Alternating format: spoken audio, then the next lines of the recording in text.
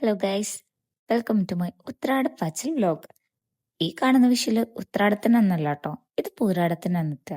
അതായത് അമ്മാമ്മ ഇപ്പൊ നാരങ്ങ അരിയുന്നത് അച്ചാറിടാൻ വേണ്ടിയിട്ടാണ്.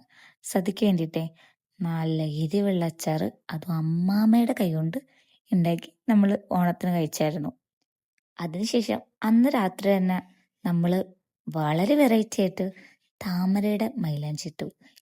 എന്റെ കലാസൃഷ്ടിയാണ്, അതും കസന്റെ കയ്യിൽ. എങ്ങനെയുണ്ട്?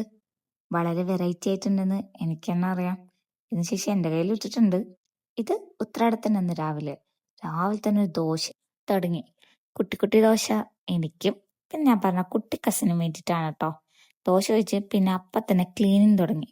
വീടൊക്കെ ഒന്ന് അടിച്ചു വാരി തുടച്ചു. അടിച്ചു വാരലും തുടക്കലും കഴിഞ്ഞ് പിന്നെ ഞങ്ങൾ ഞങ്ങളുടെ മൈലാഞ്ചി പരിപാടിയിലേക്ക് കടന്നു കേട്ടോ. ഇത്തവണ അമ്മാമ്മയ്ക്കും വല്യമ്മാമ്മയ്ക്കും എന്റെ കയ്യിലും എല്ലാവരുടെ കയ്യിലും നേരത്തെ പിടിച്ച് ഞങ്ങൾ മൈലാഞ്ചി ഇട്ടു.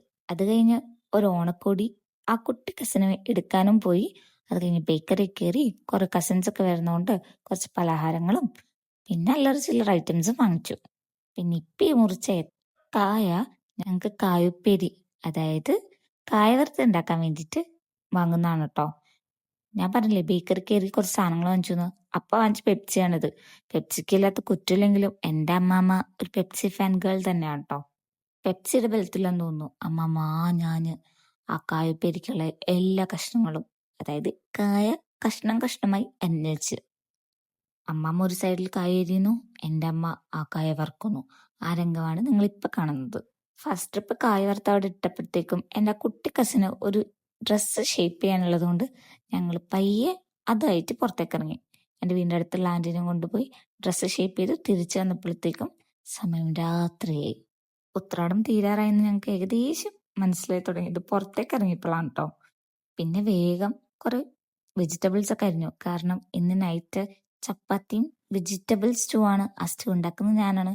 സോ ഞങ്ങൾ വേഗം കുറേ പച്ചക്കറികളൊക്കെ അങ്ങോട്ട് അരിഞ്ഞു. അപ്പത്തേക്കും എൻ്റെ അമ്മയുടെ ചിപ്സ് വർക്കൽ ഏകദേശം കംപ്ലീറ്റ് ആയിരുന്നു കേട്ടോ. ഈ 2 ഡപ്പ നിറയെ ചിപ്സ് നമുക്ക് ഉണ്ടായിരുന്നു. പിന്നെ ഞാൻ സ്റ്റൂ ഒക്കെ ഉണ്ടാക്കി കഴിഞ്ഞപ്പോഴത്തേക്കും ചേട്ടന്മാര് പൂക്കൾ കൊണ്ടുവന്നു.